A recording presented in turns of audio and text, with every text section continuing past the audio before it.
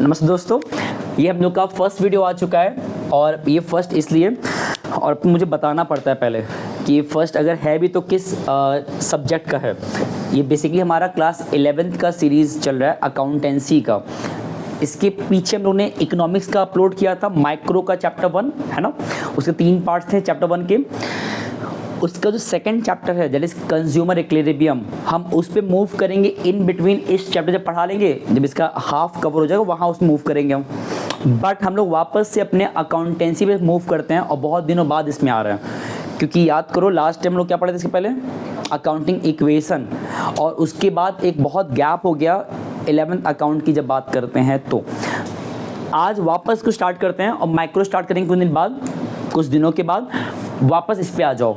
ये हमारा वीडियो 1 क्यों है, क्योंकि ये हमारा न्यू चैप्टर है और ये चैप्टर बहुत लेंदी होने वाला है। होपफुल इसमें मान के चलो 12-15 वीडियो जाएगा टोटल, है ना, जिसमें कि हम लोग उस कॉन्सेप्ट को सीखने जा रहे हैं जो बेसिकली बहुत इंपॉर्टेंट है 11th 12th या जब तक अकाउंटेंसी पढ़ोगे तब तक, उस मोमेंट तक ये कॉन्सेप्ट काम आएगा।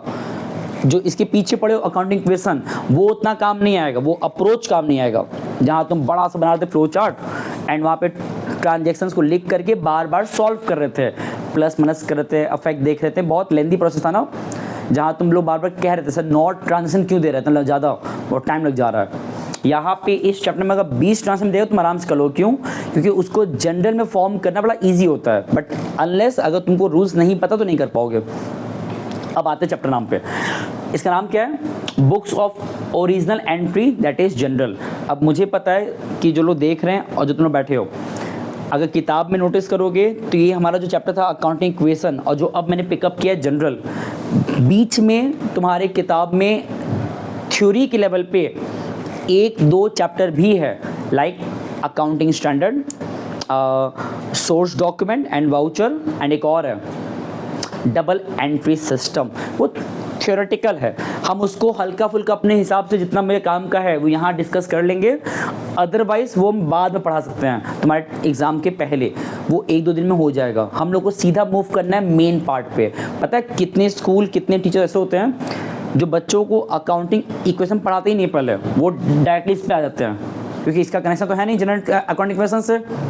और तो और एक बच्चे ने जो थ्योरी पार्ट था स्टार्टिंग का, introduction, accounting terms, principle and basis, वो भी अगर तुम ढंग से ना पढ़े तो भी वो सीधा से इसको सीख सकता है। बस उसको नियम कायदे पता होना चाहिए एंड अकाउंट के जो बेसिक टर्म्स हैं, टर्मोलॉजीज, वो उसको पता होना चाहिए। बट हम लोग को पता है बेनिफिट क्या है, हम लोग ने बहुत अच्छे से फ्रॉम द बिगनिंग पढ़ते हुए आए हैं।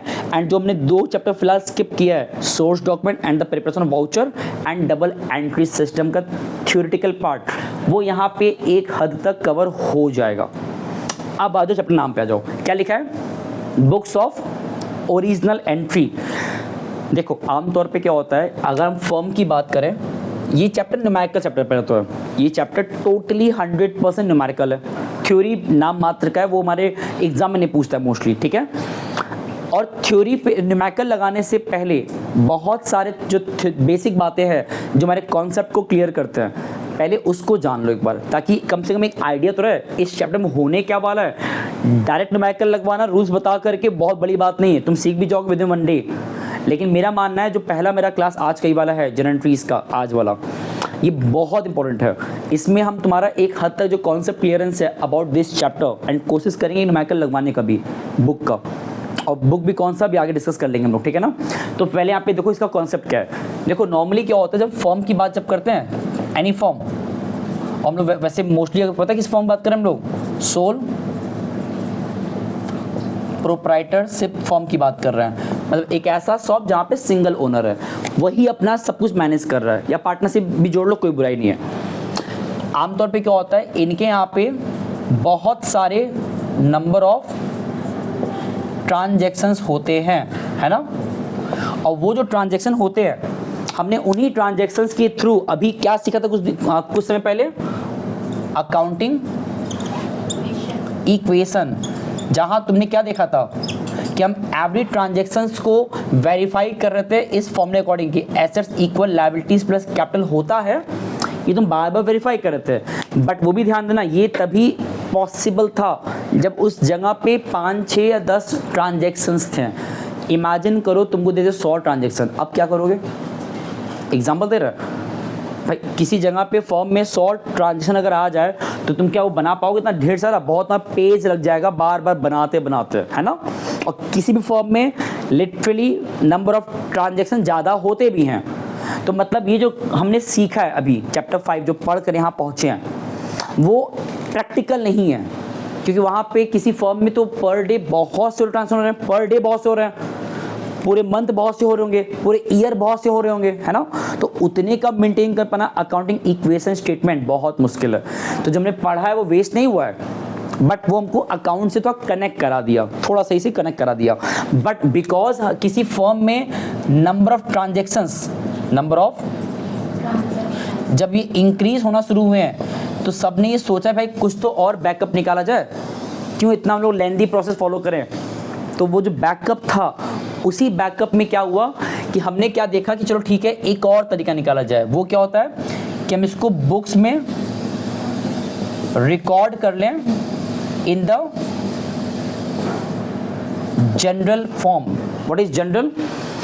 फॉर द फर्स्ट टाइम उसको रिकॉर्ड कर लें बुक्स के अपने पूरे डेटा में, बुक्स के रिकॉर्ड में। और रिकॉर्ड जब करें तो वो भी नॉर्मल ना करें कि भाई रैंडम कुछ भी कर दो, ऐसा नहीं है। ये जो रिकॉर्डिंग, जब ट्रांजेक्शन्स बढ़ा हमारा तो हमने क्या सोचा कि भाई इसको रिकॉर्ड किया जाए। और रिकॉर्ड भी कहाँ किया जाए? बुक्स में। हमने क्या किया, किताब बना लिया, और उस बुक में रिकॉर्ड जब कर रहे हैं तो वो भी बहुत स्ट्रिक्ट रूल्स एंड रेगुलेशन के विदिन में कर रहे हैं। रूल्स और रेगुलेशन के विदिन में कर रहे हैं। ये जो रूल्स एंड रेगुलेशंस हैं ये एक सिस्टम के अकॉर्डिंग करेंगे। उस सिस्टम नाम क्या है? उसको हम कहते हैं डबल एंट्री सिस्टम, जिसमें कि हम ये आइडेंटिफाई करते हैं that every transaction hold what? 2 aspects, debit and credit. और ये दोनों जो एस्पेक्ट्स हैं वो बेसिकली क्या होते हैं? इक्वल अमाउंट के होते हैं। मतलब every transaction basically hold to impact of equal amount and opposite amount. जैसे अगर तुमने एक फर्नीचर परचेज किया 50,000 का, तो ये श्योर है एट दैट मोमेंट 50,000 कैश जाएगा and at that moment 50,000 value rupees का एक फर्नीचर भी आएगा। तो मतलब 2 इम्पैक्ट हुआ ना, 2 इफेक्ट हुआ। तो यहाँ वैसे ही कुछ है। और ये जो नियम है, रूल्स रेगुलेशंस, ये इवेंचुअली हर जगह के लिए क्या है? यूनिफॉर्म्ड है, मतलब सेम है, बदलेंगे नहीं। अच्छा, एक चीज़ और भी है, जब हम रिकॉर्डिंग भी कर रहे थे ना, अभी तो तुमने पढ़ा कि ट्रांजेक्शन मान लो ठीक है ज़्यादा है तो तुमने इसको इग्नोर करी बिकॉज थ्योरेटिकल सही था, प्रैक्टिकल लाइफ में, रियल लाइफ में इतना एप्लीकेबल या एक्सेप्टेबल नहीं होना वाला था अकाउंटिंग क्वेश्चन। तो तुमने क्या बनाना शुरू कर दिया? जनरल एंट्रीज, जिसको हम कहते हैं ओरिजिनल बुक्स, मतलब कि पहला किताब कह सकते हो, जिसमें कि हम चीज़ों को रिकॉर्ड में लाते हैं। बट ये भी देखा गया एक समय के बाद कि ट्रांजैक्शंस तो बहुत बढ़ रहते हैं। भाई एक कंपनी की बात करो, वहाँ तो भाई पर डे जाने कितने ट्रांजैक्शंस हो रहे होंगे पर डे, हम मंथ की बात ही नहीं कर रहे हैं। तो ऐसे केस में जब ट्रांजैक्शन बहुत ज़्यादा हो रहे हैं, तब हमने वहाँ पे पता है इसी सिस्टम में एक और इम्प्रूवमेंट करते हुए एक कॉन्सेप्ट लाया कि क्यों ना हम लोग एक बुक क्यों बनाएं, एक जनरल बुक क्यों बनाए रिकॉर्ड करने के लिए, क्यों ना हम इसको और एक्सपेंड करें। और एक्सपेंड जब करने की सोचा गया तब वहाँ पे एक कॉन्सेप्ट आया जिसका नाम क्या था? Subsidiaries book. मतलब हमने नंबर ऑफ किताब बनाने का प्लान बना लिया, मतलब ट्रांजैक्शन रिकॉर्ड करेंगे but not in only one book, अब मल्टीपल बुक्स आएंगे। तो यहाँ देखोगे ना बहुत सारे बुक्स हैं, और जितने तुम बुक देखोगे ये सब ठीक है, पता नहीं तुम जब पढ़ाई भी करते हो स्कूल में तो हमने ईच सब्जेक्ट वाइज अपने पास बुक मेंटेन रखते हैं या कॉपी मेंटेन करते हैं जहाँ रिकॉर्ड बनाते हैं। अकाउंट का अलग है, इकोनॉमिक्स का अलग है, बिजनेस का अलग है, इंग्लिश का अलग है, ऑप्शन का भी अलग होता है ना। तो यहाँ भी ऐसे ही किया गया है, जो कॉमन नेचर के रिपीटेड ट्रांजेक्शन होते हैं, लाइक फॉर एग्जाम्पल परचेज। अब हमने क्या देखा कि भाई ना परचेज का बहुत सारा ट्रांजेक्शन कर रहे हैं, तो हमने क्या किया, एक परचेज का बुक बना दिया जिसमें कि ओनली परचेज से रिलेटेड इंफॉर्मेशन वहाँ पे रिकॉर्ड में जाएगा। सिमिलरली सेल्स सेल्स बुक हो गया। सिमिलरली परचेज रिटर्न बुक हो गया। ये क्यों भाई, सामान जब खरीदते हो तो हम रिटर्न भी तो करते हैं बहुत बार, जब सामान डिफेक्टिव निकलता है। इसका रिवर्स सेल्स रिटर्न, कि बहुत बार क्या होता है, हम जब सामान किसी को बेचते हैं, सेल करते हैं, तो हो सकता है जिसको मैंने सेल किया कस्टमर को, उसको पसंद नहीं आया, वो मुझे बाद में रिटर्न ला के दे दिया। और ये भी बहुत नॉर्मल प्रैक्टिस है फर्म के अंदर सामान का वापस आना। तो हमने क्या किया, इन सभी का रिकॉर्ड बनाना शुरू कर दिया। तो purchase book, sales book, purchase return, sales return, इसमें एक दो और हैं बट वो हमें नहीं पढ़ना है। इसमें एक और पढ़ लो, सिर्फ इसका नाम क्या है, जनरल, नहीं प्रॉपर, ये बुक का नाम है। जो ट्रांजैक्शंस इसमें नहीं जाएगा तो वो फिर कहाँ जाएगा, जैसे मान लो कोई ट्रांजैक्शन ऐसा है जो ना परचेज में जाने वाला है, ना सेल्स में, ना उनके रिटर्न्स में, तो बाय डिफ़ॉल्ट वो जाएगा जनरल प्रॉपर में। हालांकि बुक्स बहुत से बन सकते हैं, it all up to the form, जितना बनाना वो चाहें, बट मेनली 4-5 होते हैं। हम लोग को ये सब पढ़ना है। और बात सुन ध्यान से, ये सब क्या, ऐसे इसमें एक और जोड़ लो, मैंने लिखा नहीं है, जो मैंने रब कर दिया था ना, वो जो एक और है उसका नाम ये है कैश बुक, कि जितने भी हमारे ट्रांजैक्शंस कैश से रिलेटेड हो रहे हैं वो कैश बुक में जाएगा। अब तुम दिमाग में चल रहा होगा, जब कैश बुक अगर अलग से है तो परचेज भी क्या होता होगा। बेसिकली परचेज में पता क्या होता है, जितने हमने परचेज किए क्रेडिट वाले, मतलब उधार वाले, वो इसमें आएगा। जितना हमने सेल किया उधार वाला वो इसमें जाएगा। और जो टोटली कैश बेस्ड ट्रांजैक्शन हुए हैं वो कैश बुक में जाएंगे। एंड जो सब जगह नहीं जाएगा, जो रह गया वो कहाँ जाएगा। अब ये जो इतना किताबें हैं, क्या हम सब कुछ पढ़ लेंगे एक ही चैप्टर में? नहीं, यही तो खास बात है। हम लोग अभी अपना पूरा फोकस सिर्फ कहाँ लगाने वाले हैं, इस पे। हालांकि तुम सीखोगे जनरल प्रॉपर ही, बट उसमें एज अ होल पढ़ोगे। अभी आगे चल के हम इसी को डिफरेंशिएट करेंगे सब्सिडरीज बुक के कॉन्टेक्स्ट में अलग अलग। मतलब हम लोग भी क्या करने वाले हैं, हमारा पूरा फोकस रहेगा जनरल पे सिर्फ, कि how to make the journal recording of all the transactions. और नाम से भी क्लियर, जनरल मतलब कैजुअल, कि फर्म में ट्रांजैक्शंस हो रहा है उसको रिकॉर्ड में लिख देना। लेकिन ध्यान देना, जब लिखते हो तो उसके साथ में अपने पास बैकअप में क्या रखते हो, जब रिकॉर्डिंग कर ही रहे हो तो अपने पास बैकअप में क्या रखते हैं, हम लोग रखते हैं वाउचर्स। ये क्या होता है, ये एक टाइप का हमारा सोर्स डॉक्यूमेंट है जो बेसिकली एज अ एविडेंस के तौर पे काम आता है हमारे ट्रांजैक्शंस को वेरीफाई करने के लिए, हमारे ट्रांजैक्शंस को वेरीफाई करने के लिए। अच्छा इस बात कभी सोचो जरा कि बैंक के लिए कितना आसान है ना, ये बस दिखाने भर के लिए कि भाई हाँ उनका इतना पैसा आया है, बट इस बात का प्रूफ क्या है? प्रूफ होता है वो स्लिप जिसके थ्रू पैसा बैंक में आ रहा है, निकाला जा रहा है। सिमिलरली एक फर्म के अंदर भी हमने इतने का सेल आउट किया है, प्रोडक्ट बेचा है, तो इस बात का एक्नॉलेजमेंट कैसे होता है? जो बिल बनता है, बिल, वो बिल जो कैश मेमो या जो भी और इनवॉइस बिल होता है वो हेल्प करता है वेरिफिकेशन में कि लिटरली इतने का बेचा गया है, तो वो वेरीफाइड करता है। तो हम लोग क्या करते हैं, अटैच करते हैं एवरी ट्रांजैक्शन, हमारे बैकअप में रहता है प्रूफ। वो प्रूफ हेल्प कर रहा है कि हाँ चीज़ें वैलिड हुआ है। मतलब ओनर जो है वो ब्लाइंडली नहीं मानेगा कि हाँ भाई अकाउंटेंट ने कह दिया कि इतना आज बेचा गया है, रिकॉर्ड में लेते हैं, नहीं, वो ओनर कहेगा मुझे प्रूफ दिखाओ कि इतना पहले बिल जनरेट किया हो आज के दिन का, तो जब वो दिखाएगा कि हाँ इतना सच में बेचा गया है तब रिकॉर्ड में करने के लिए कहेगा वो ओनर। तो मतलब रिकॉर्डिंग भी हमारा ऐसे कैजुअल नहीं होता है, पहले वेरिफिकेशन होता है कि सब कुछ वैलिड है, उसके बाद ऑफिशियली ओरिजिनल रिकॉर्ड में जाएगा। वो भी रिकॉर्ड में जब जाएगा तो कैसे जाएगा, सबसे इंपॉर्टेंट बात, कैसे जाएगा, रूल्स एंड रेगुलेशन के अकॉर्डिंग। हम लोग कुछ भी अपने अकॉर्डिंग कैजुअली नहीं करते हैं। तो ये जो मैंने पूरी बातें कहा, ये छोटा सा ब्रीफ है पहले, ताकि तुम इस चैप्टर में इन्वॉल्व होने शुरू हो जाओ कि भाई क्यों यहाँ पे रिकॉर्डिंग की बात आ रही है दोबारा से अब, क्योंकि चीज़ें जब बढ़ती है ना ट्रांजैक्शंस, तो हमें एक ऑल्टरनेटिव बेस्ट पॉसिबल वे निकालना पड़ता है चीज़ों को रिकॉर्ड में लेने का। तो यहाँ पे आया जनरल, आगे और भी आया था, नाम पढ़ लो, cash book, general entries and purchase book, sales book and उनका रिटर्न्स। ये सब तुम एक साथ नहीं पढ़ोगे, इसको ब्रेक करो चैप्टर वाइज। हम लोग अभी कौन से पढ़ रहे हैं, जनरल एंट्रीज, है ना। चैप्टर नंबर कौन सा इसको मान लेते हैं हम, चैप्टर 7 मान लो। आगे बढ़ोगे तो चैप्टर 8 जब बढ़ोगे तो इसको सीखोगे, और आगे बढ़ोगे तो ये सब एक साथ हम सीखेंगे। चैप्टर नंबर 9 मान के ये सब पढ़ लोगे। उसके बाद आता है एक नेक्स्ट स्टेप, याद करो, अकाउंटिंग प्रोसेस। याद है जो लोग पढ़े थे चैप्टर नंबर 4 में, अकाउंटिंग करने का प्रोसेस क्या था, ट्रांजैक्शंस को आइडेंटिफाई करना, वाउचर से मैच कराना एविडेंस के तौर पे, उसके बाद उसको रिकॉर्ड में लाना, और जब रिकॉर्डिंग भी करते हो जनरल में रिकॉर्ड करना। तो अभी जितना कुछ सीखोगे पूरा टिल यहाँ तक, ये पूरा वो सिर्फ रिकॉर्डिंग पे भी हम लोग टिके रहेंगे। जितना तुम देख रहे हो ना पूरा सब कुछ, ये तुमको बेसिकली अकाउंटिंग प्रोसेस के बिहाफ पे रिकॉर्डिंग वाला जो हमारा अप्रोच था, रिकॉर्डिंग वाला, उसको सिखा देगा इन द जनरल और इट्स सब्सिडरीज बुक।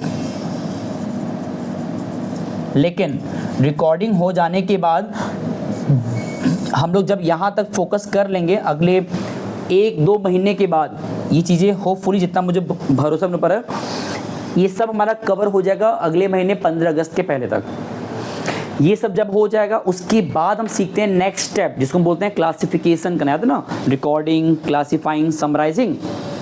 तो ये जब हो जाएगा, पहला पार्ट रिकॉर्डिंग वाला पार्ट जब हो जाएगा, हम उसके बाद कहाँ मूव करेंगे, और उसमें क्या होता है, लेजर्स बनाते हैं, है ना। ये क्या होता है वहाँ बताएंगे हम। और जब लेजर बन जाता है, ऐसा हिंट देते हैं हम, वो जो था टी से बनाए थे, टी से इस चैप्टर में वही वहाँ पे है, सेम चीज़ है, बस उसी टी शेप को यहाँ तुम थोड़ा सा और मॉडिफाई और बेहतर करोगे, प्रॉपर्ली रूल्स के अकॉर्डिंग करोगे, इतना ही फ़र्क है। ठीक है, तो मतलब रिकॉर्डिंग सीखोगे पहले अगले 1 महीने तक, उसके बाद लेजर जब ये हो जाएगा, उसके बाद समराइजिंग, इसका नाम क्या था, ट्रायल बैलेंस। तो इस तरह हमारा पूरा प्रोसेस तैयार होगा आने वाले 1-1.5 महीने के अंदर। बट हम लोग को अभी कहाँ मूव करना है, जनरल एंट्रीज पे, जहाँ पे तुम बेसिकली कुछ है नहीं है। देखो पहली बात, एक और हम तुम्हें वो देते, डिस्क्लेमर सभी को देते हैं हम, इस चैप्टर में ऐसा नहीं तुमको बहुत कुछ यूनिक या बहुत आउट ऑफ कॉन्टेक्स्ट या कुछ एबनॉर्मल हार्ड कुछ नहीं है। ये सिर्फ ऐसा कुछ है कि जो तुम अपने फर्म में एज अ फिजिकली कर रहे हो। व्हाट इज फिजिकली करना, मतलब कि मान लो मेरा दुकान था मोबाइल का, मैंने 4 मोबाइल बेचा आज किसी पर्सन एक्स नाम के पर्सन को, ठीक है भाई, ये बेचा है, ये तो फिजिकली हुआ है ना, बिजनेस में एज अ फिजिकली हो गया, मैंने मोबाइल दे दिया, उनसे पैसा मिल गया। बट जस्ट इमेजिन, ये हम उसको बेचे हैं, उससे पैसा पाए हैं, इस बात का प्रूफ मेरे पास लंबे समय तक कैसे रहेगा, सिंपल रिकॉर्ड मिला के। भाई मेमोरी में तुम कब तक याद रखोगे कि मैंने आज के दिन बेचा था, ये याद शायद रख लो 1 महीने तक, कभी तो भूल जाओगे। बट अगर तुमने डेट के अकॉर्डिंग, टाइम के according, number of quantity, price, person, सब कुछ अगर उसी मोमेंट पे लिख दोगे अपने बुक्स के रिकॉर्ड में, तो लंबे समय तक के मेरे पास क्या आ जाएगा फिर, डेटा, है ना। तो ये चैप्टर कुछ और तुम्हें कॉम्प्लिकेट नहीं कर रहा है, सिर्फ तुम्हारे बिजनेस के एक्टिविटीज को जो फिजिकली हो रहा है, सामान का खरीदना बेचना, एनीथिंग, सामान में चोरी भी हो गया फर्म के अंदर, तुम वो भी रिकॉर्ड ला रहे हो, आग लग गया वो भी रिकॉर्ड में ला रहे हो, तुमने डोनेशन दे दिया वो भी रिकॉर्ड में ला रहे हो, पैसा और ला रहे हो वो भी रिकॉर्ड में ला रहे हो, पैसा निकाल रहे हो, विड्रॉ करो वो भी रिकॉर्ड में ला रहे हो, मशीन खरीदे रिकॉर्ड में आ रहा है, मशीन बेचे रिकॉर्ड में आ रहा है, गुड्स खरीदे रिकॉर्ड में आ रहा है। मतलब कहने क्या है, फर्म में होने को बहुत कुछ हो रहा है, सभी चीज को बेसिकली बुक्स के लेवल पे ला के रख देना, दैट इज व्हाट रिकॉर्डिंग, और कुछ नहीं। और रिकॉर्डिंग का भी हम एक अनसिस्टमेटिक वे में नहीं करने वाले, रूल्स के अकॉर्डिंग करने वाले। वो भी रूल्स किसका लगने वाला है, यहाँ नाम लिखा हुआ है किसका, डबल एंट्री। तो अब थोड़ा बात इस पे करते हैं, ये पूरा थ्योरी है, हम इस पे तुमसे डिस्कस करेंगे डबल एंट्री सिस्टम। ये पूरा हमारा एक थ्योरी चैप्टर नाम है, जो अभी नहीं पढ़ाएंगे हम, बस यहाँ डिस्कस करेंगे अपने बेसिक लेवल पे सिर्फ। तो उसका नाम पर हमारा क्या है, डबल एंट्री सिस्टम।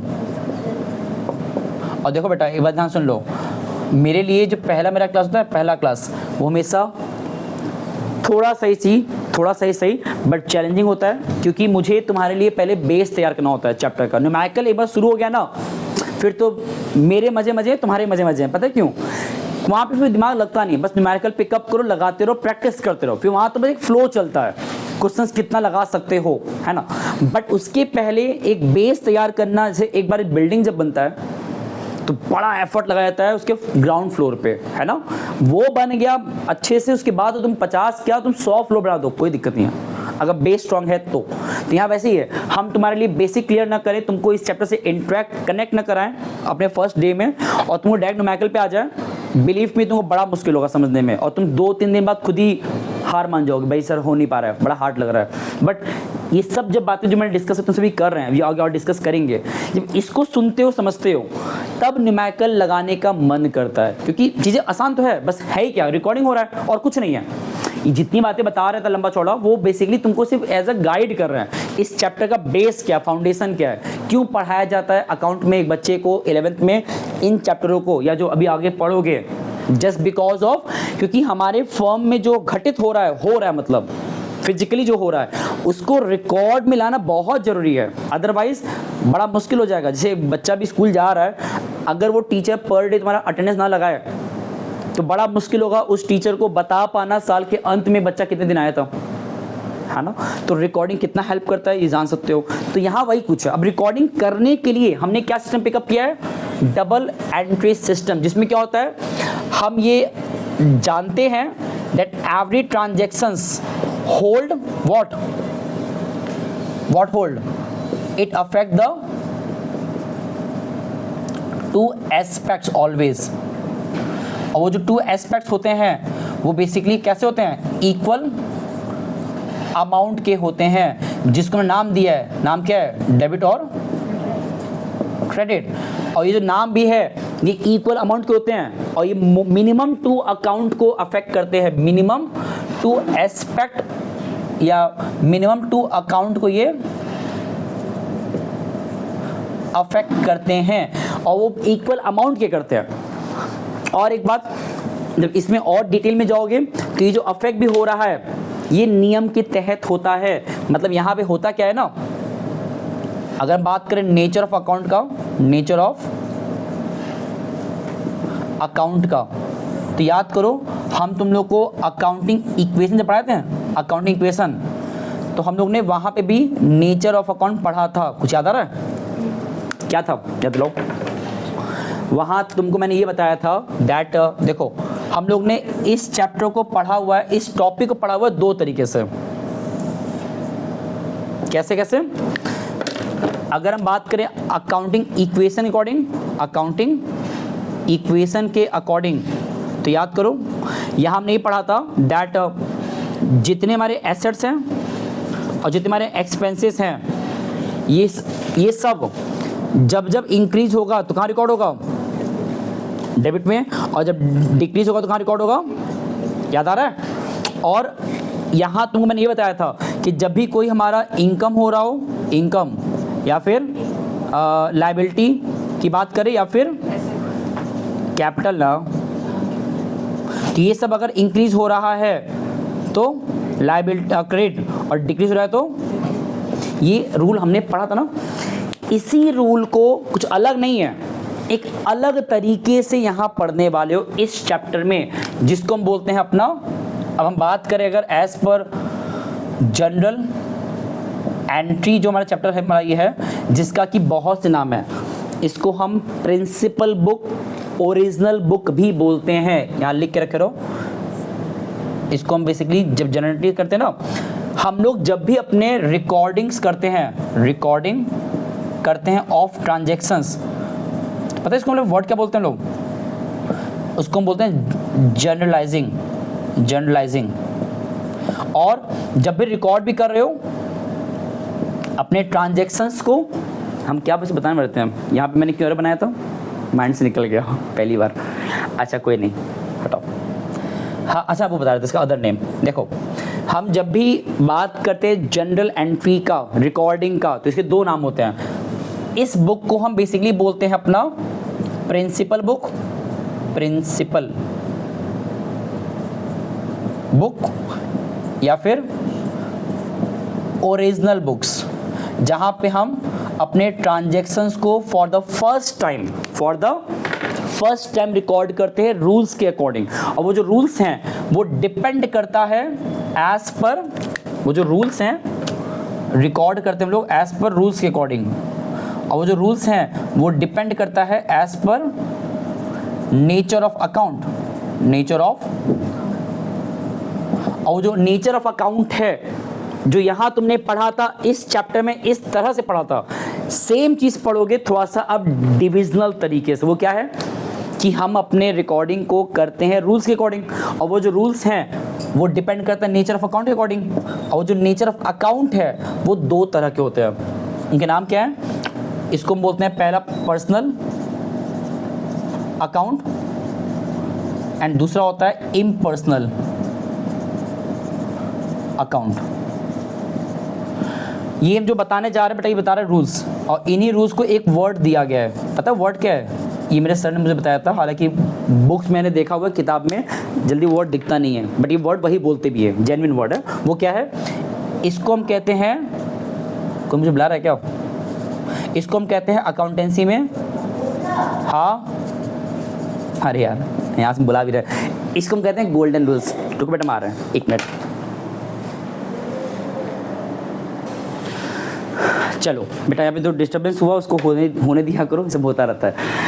यहाँ पे आ जाओ। हम ये बता रहे थे अकाउंटेंसी में जो रूल्स अप्लाई करते हो जनरलाइज करने के टाइम पे as per double entry system, उसको हम पहले बोलते क्या है?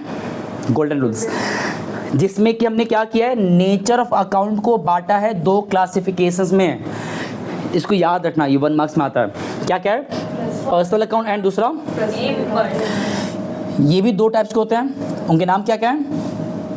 रियल अकाउंट एंड दूसरा नॉमिनल। एग्जैक्टली, पढ़ी हो क्या पहले से ही? रियल, नॉमिनल एंड तीसरा पर्सनल। ये तीन जो है ना, ये तीन बेसिकली डिसाइड कराता है हमारे रिकॉर्डिंग के टाइम पे कौन सा नाम, ध्यान सुना, ये तीन हमको हेल्प करता है रिकॉर्डिंग के टाइम पे कि कौन सा नाम डेबिट में और कौन सा नाम क्रेडिट में जाएगा, बताता है। एग्जाम्पल देते हैं, अगर किसी रियल अकाउंट की बात करते हैं तो यहाँ बेसिकली बात किसके करते हैं लोग? यहाँ बात करते हैं फिक्स एसेट्स का। किसका बात हम करते हैं? यहाँ देखो एसेट्स यूज हो गया, इधर देखो यहाँ पे क्या नाम था? एसेट्स यूज हो गया। यहाँ बात किसका पता करते हैं? यहाँ बात करते हैं इनकम का एंड दूसरा, तो यहाँ जो हमारा इनकम था कहाँ गया? एक्सपेंसेस और इनकम, ये बात हो गया। अब रह गया लायबिलिटीज, अब रह गया कैपिटल। ये सब कहाँ जाएगा? ये हमारा आता है पर्सनल में। हालांकि सिर्फ लायबिलिटी नहीं, इसमें और भी नाम आ सकता है, जैसे कोई ऐसा नाम जो हमने क्रिएट किया है, like debtor, like drawing, like capital. ये वर्ड्स हमने क्रिएट किया फर्म के अंदर ना। तो इस तरह से हमारे पास तीन क्लासिफिकेशन है पर्सनल अकाउंट के। यहाँ तो सिर्फ एक ही है, all real accounts indicate to the fix assets only, all expenses and incomes indicate to the nominal account only. And जब बात करते पर्सनल का तो यहाँ तीन नाम आएंगे। एक आता है तुम्हारा नेम, देखो बेटा कोई आया है, देख लो।